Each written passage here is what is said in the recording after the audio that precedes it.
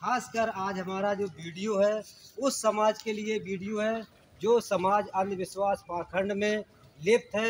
उन लोगों को दिखाना चाहते हैं, जरा थोड़ा पीछे हटिए।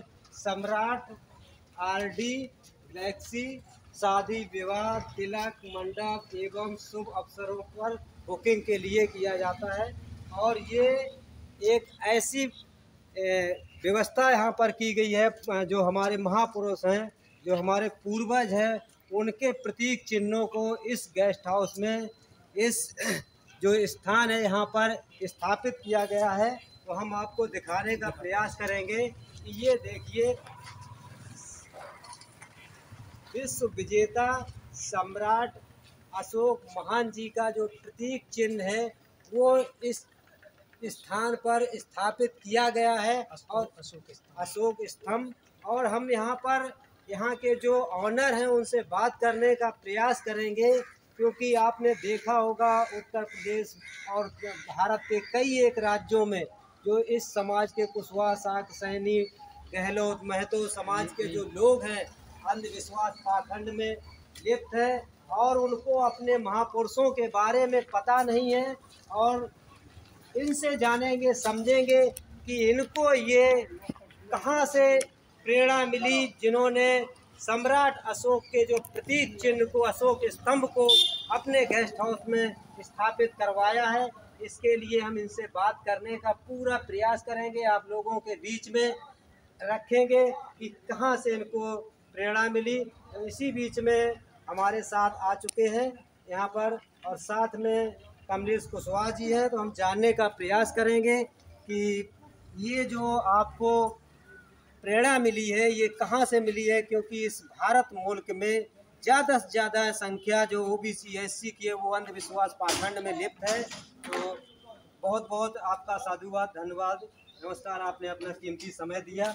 और हम जानना चाहेंगे, हमारे व्यूअर्स जानना चाहेंगे कि आपने इतना जो प्राचीन स्तंभ जो महापुरुषों की एक ऐतिहासिक निशानी है वो आपने सुरक्षित यहाँ पर लोगों को दिखाने का प्रयास किया, लोगों को, नई पीढ़ी को बताने का प्रयास किया। इसका आपको सुझाव कहाँ से आया? हम इसको जनता को जागरूक करने का, अपने समाज को जागरूक करने के लिए इसको बनवाया है। तो ये ज़्यादातर हमने देखा है कि जो कुशवाहा शाक सैनी समाज के या अदर बैकवर्ड समाज के, एससी समाज के लोग जो हैं कांवड़ यात्रा और कई मतलब अंधविश्वास पाखंड में बाबा बैरागियों के चक्कर में पड़े रहते हैं। तो ये आपको कैसे सुझाव मिला? क्या आप पहले इसी जिस तरह से समाज आज ढला हुआ है, मैं भी पहले पूजा पाठ करता था जी, मुझको जब जानकारी हुई मुझे क्लब से, सम्राट अशोक क्लब से मैं जानकारी हुई तब मैं ये अशोक स्तंभ बनवाया। तो हमारे जो दर्शक हैं उनको आप क्या कहना चाहेंगे? हम अभी आपसे बात करेंगे। हमारे जो दर्शक हैं उनको आप क्या सुझाव देना चाहेंगे? जैसे आपने एक ऐतिहासिक काम किया है, आपने महापुरुषों का जो प्रतीक चिन्ह है उसको आपने यहाँ पर स्थापित करके एक मैसेज देने का काम किया है। तो जो समाज के लोग हैं उनको आप क्या मैसेज देना चाहेंगे? समाज को यही चाहते हैं कि अधिक से अधिक यहाँ आए और देखें कि जागरूक हमारा गेस्ट हाउस बुकिंग के लिए, और मैं सस्ता भी करता हूँ बहुजनों के लिए। चलिए, इसी बीच में हमारे साथ कमलेश कुशवाहा जी हैं। कमलेश कुशवाहा जी से बात करेंगे, वो इस स्तंभ के बारे में, अशोक स्तंभ के बारे में विस्तार से बताएंगे। नमो बुद्धाय, जय भीम, जय समाजवाद, जय मूल निवासी, जय बहुजन। आप जो है हमारे दर्शकों को बताइए और ज़्यादा से ज़्यादा लोगों तक खबर पहुँचे, इसके लिए आप मजबूती से तथ्यों के तहत बताइए हमारे दर्शकों को। सबसे पहले बहुत बहुत आपके चैनल को बहुत बहुत साधुवाद, धन्यवाद आपको कि आप यहाँ तक इस गेस्ट हाउस तक आए। और दूसरा, ये जो प्रोपाइटर हैं यानी कि प्रबंधक हैं वो ज्ञान बाबू कुशवाहा जी, उनको बहुत बहुत धन्यवाद जिन्होंने यह इतना बड़ा ऐतिहासिक काम किया। तो इन्होंने एक, देखिए यहाँ पर लिखा है ज्ञान बाबू कुशवाहा प्रोपाइटर हैं, ठीक है, शिवांग कुशवाहा जी हैं, इनके दोनों लोग हैं। और इसमें एक भगवान बुद्ध की, तथागत बुद्ध की प्रतिमा स्थापित है। ये इसमें पहले जो पोस्टर लगा, जब घुसेंगे आप इस गेस्ट हाउस में, तो ये फिर उन्होंने अशोक स्तंभ बनवाया है जो ऐतिहासिक धरोहर, और नाम भी सम्राट आरडी गैलेक्सी रखा है। ये बहुत बड़ी बात है। और आज जो भारत में, पूरे दुनिया में एक पहचान है महान अशोक सम्राट की, विश्व विजेता की। आज भारत में जहाँ भी खुदाई होती है तहाँ शिलालेख मिलते हैं, अशोक स्तंभ मिलते हैं, अशोक की लाट मिलती है, तथागत बुद्ध की प्रतिमाएं मिलती हैं।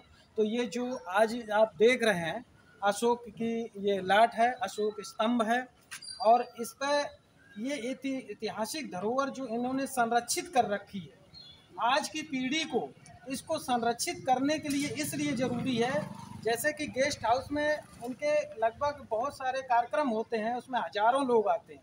तो ये जब ये देखेंगे ऐतिहासिक धरोहर इनकी, तो उसको जानेंगे, समझेंगे, पढ़ेंगे।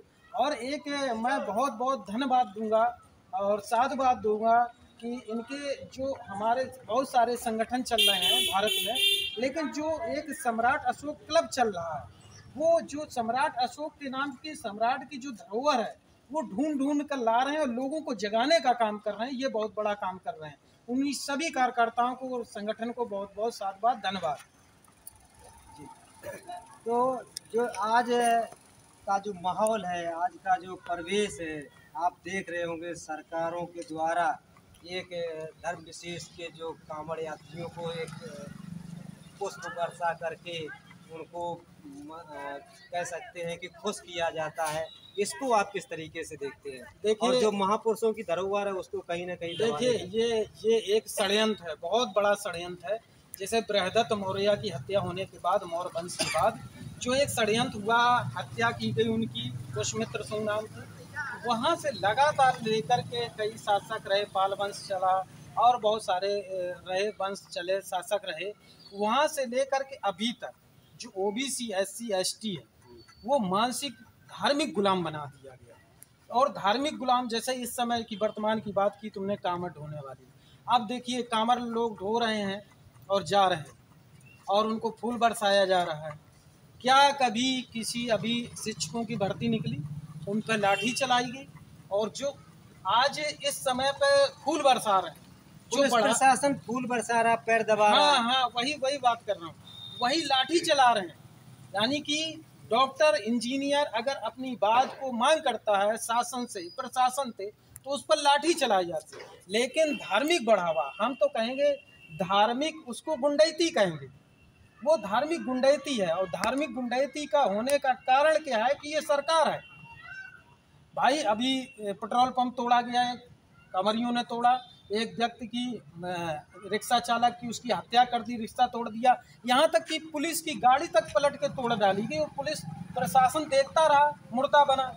तो कहीं ना कहीं ये धार्मिक गुंडैती शासन की, सत्ता के शासन की, लोगों की देन है, ये नेताओं की देन है वर्तमान की। तो देख सकते हैं ये वीडियो, जो आज का वीडियो है, ये वीडियो खासकर उन लोगों के लिए एक प्रतीक का काम करेगा, एक दिशा निर्देश का काम करेगा। जो लोग अपने महापुरुषों का इतिहास भूलकर कहीं ना कहीं अंधविश्वास पाखंड में लिप्त हैं, उनके लिए एक ये नज़ीर तैयार की गई है। और आप देख सकते हैं ये वो प्रतीक चिन्ह है, अशोक स्तंभ, जो विश्व के विजेता, जिन्होंने पूरी दुनिया पर राज किया, आज उनकी जो औलाद हैं, उनकी जो वंशज हैं, वो दर दर की ठोकरें खा रहे हैं और घुटनों पर चलने को मजबूर हैं और दूसरे मनुवादियों के पाले में जा चुके हैं, फंस चुके हैं उनके जाल में। और वो जब ऐसी जगह देखेंगे, ऐसे प्रतीक चिन्हों को देखेंगे, तब शायद उनको जो है पता चलेगा कि हमारे महापुरुष कौन थे, हमारे अंदर जो रगों में खून दौड़ रहा वो किन महापुरुषों का खून है। इस पर थोड़ा हम आपका और चाहेंगे। देखिए, जो मौर्य वंश शासक रहा, अखंड भारत की स्थापना करने वाले कोई थे तो वो चंद्रगुप्त मौर्य थे। आज लोग अखंड भारत की बात करते हैं, लेकिन अखंड भारत की स्थापना किसी ने की तो चंद्रगुप्त मौर्य ने की। एक और उसमें बात बता दूं आप लोगों को, जो चाणक्य वो पात्र बनाया गया है और उसको एक विशेष ब्राह्मण बता दिया गया, वो ब्राह्मण नहीं था, वो चंद्रगुप्त के परिवार का ही व्यक्ति था। ठीक, तो इसमें लगातार चंद्रगुप्त मौर्य के बाद बिंदुसार हुए, बिंदुसार के बाद हुए अशोक सम्राट हुए, कुणाल हुए, दशरथ मौर्य हुए। आज हम अशोक सम्राट की बात करेंगे और अपने 10 राजा हुए, यानी कि बृहदत्त लास्ट 10 राजा हुआ जो इस वंश के लोग हैं। दर्द होता है, दुख है इस बात का कि कुशवाहा, शाक, मौर्य, सैनी आदि उपजातियों में बटे हुए लोग अपने इतिहास को, अपने महापुरुषों को नहीं जान पा रहे हैं और वो आडंबर और पाखंड में फंसे पड़े हैं। ये बात की दुख है। उनको इतना गुमराह कर दिया गया है, इतना गुमराह कर दिया कि अगर उनको बताने की भी कोशिश करो ना तो उन्हें लगता है कि हमारी बेइज्जती कर रहे हैं, मेरा अपमान कर रहे हैं। खासकर शाक, कुशवाहा, मौर्य, सैनी की बात कर रहा हूँ। इनकी जो इतिहास है, धरोहर है, इनको अगर और इनकी धरोहर ही सबसे ज़्यादा ये भारत पूरा बुद्ध में था जी। 84,000 स्तूप स्तंभ बनवाया था अशोक सम्राट ने, आज भी निकल रहे हैं। ऐसा नहीं कि निकल नहीं रहे, खुदाई में पूरा निकालेंगे तो बुद्धिज्म निकलेगा। तो इन्हें गर्व होना चाहिए, लेकिन दबाने का काम किसी को किया गया तो इसी जात वर्ग विशेष को किया गया। इसी इतिहास को ख़त्म करने के बाद इनको मिट्टी में पलीत कर दिया गया और ये कामत ढोने का काम कर रहे हैं, कामत ढो रहे हैं, बोल रहे हैं, यानी कि दूसरे को पूज रहे हैं। पूजना, आज जिनकी पूजा होती थी दुनिया, आज जिनसे दुनिया जिसको नमन करती है, यहाँ तक कि इस भारत के प्रधानमंत्री भी विदेश जाते हैं तो कहते हैं कि मैं बुद्ध की धरती से आया हूँ, प्रधानमंत्री कहते हैं। और वो लोग नहीं समझ पा रहे, ये समाज के कुशवाहा, शाक, मौर्य जो हैं वो नहीं समझ पा रहे कि मेरे नाम से पूरे विश्व में डंका बज रहा है। और यहाँ भारत में आते हैं जब वो प्रधानमंत्री भूल जाते हैं।